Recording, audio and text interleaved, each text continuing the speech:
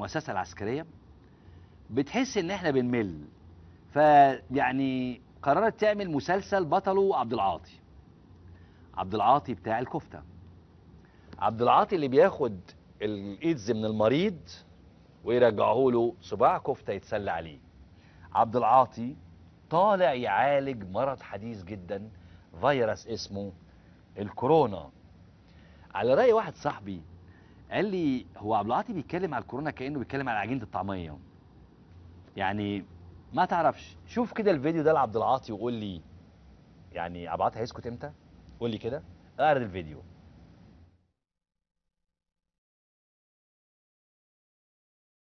جهازك ده انتي بكتيريا، يعني كل شركات الانتي بايوتيك في يوم من الايام يقول لك باي باي هنقفل مالناش شغل.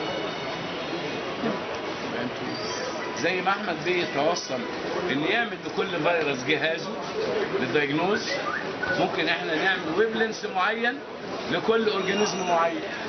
للسي نعمل له حاجه وللإلف نعمل له حاجه بس، لان عرفنا الفكره.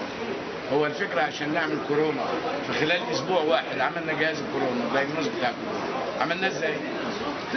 تسليم خدنا برضه مش عارف ايه ورحنا عملنا ايه وخلينا ايه وهوب بدا يطلع البوزيتيف والنيجاتيف كورونا. ومسافرين السعوديه والامارات عشان الموضوع. واخد بالك؟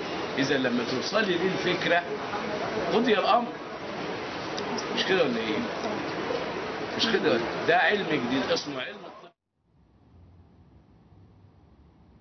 بجد انا مش مصدق، والله العظيم انا مش مصدق حاجات كتير قوي. مش مصدق انه لسه لابس البدله العسكريه، يعني مش قادر اصدق ان الراجل ده الجيش بعد المهزله الاخيره اللي عملها بتاعه صباع الكفته لحد النهارده لابس بدله عسكريه.